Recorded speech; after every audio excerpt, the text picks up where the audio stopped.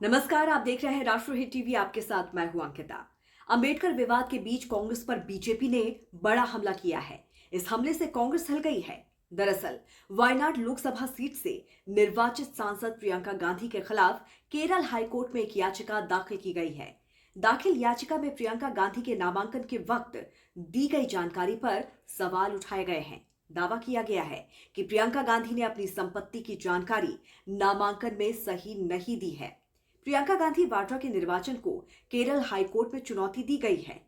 वायनाड उपचुनाव में बीजेपी उम्मीदवार नव्या हरिदास ने हाईकोर्ट में प्रियंका के खिलाफ याचिका दायर की है। अपनी याचिका में नव्या हरिदास ने दावा किया है कि प्रियंका गांधी ने नामांकन पत्र में अपनी और अपने परिवार की संपत्ति का सही ढंग से खुलासा नहीं किया और गलत जानकारी दी।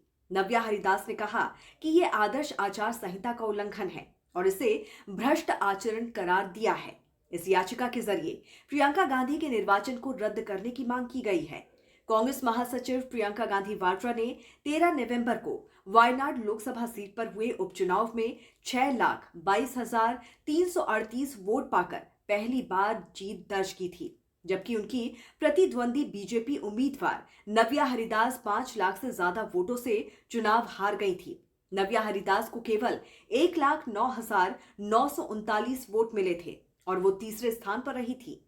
लोकसभा चुनाव 2024 में कांग्रेस नेता राहुल गांधी वायनाड और रायबरेली की सीट से चुनाव जीते थे, जिसके बाद राहुल गांधी ने परिवार की पारंपरिक सीट रायबरेली सीट को अपने पास रखते हुए वायनाड लोकसभा सीट को खाली कर दिया था और प्रियंका गांधी ने यहां उपचुनाव जीता था।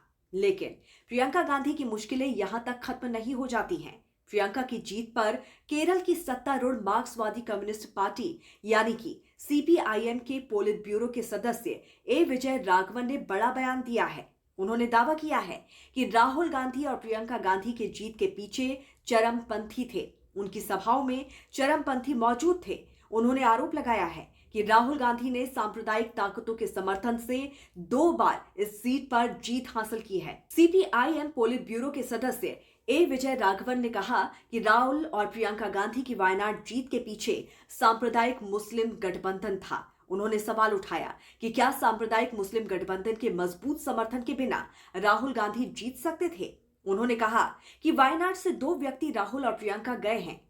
किसके समर्थन से? वो सांप्रदायिक मुस्लिम गठबंधन के मजबूत समर्थन से जीते। उनके समर्थन के बिना क्या राहुल गांधी का दिल्ली की संसद पहुंचना नामुमकिन था? आज वो विपक्ष के नेता हैं। विजय राघवन ने कहा कि प्रियंका गांधी की रैलियों में आगे और पीछे कौन लोग थे? ये अल्पसंख्यकों में शामिल सबसे खराब चरमपंथी लोग थे जो कांग्रेस लीडरशिप के साथ थे।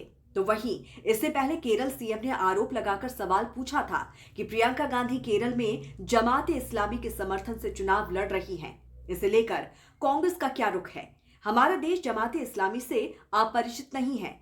जमात का नजरिया लोकतांत्रिक व्यवस्था के पक्ष में नहीं है, वो इस्लामी शासन के पक्ष में है। उन्होंने कहा कि जमात की एक ही नीति है जो कि इस्लामी दुनिया की स्थापना है।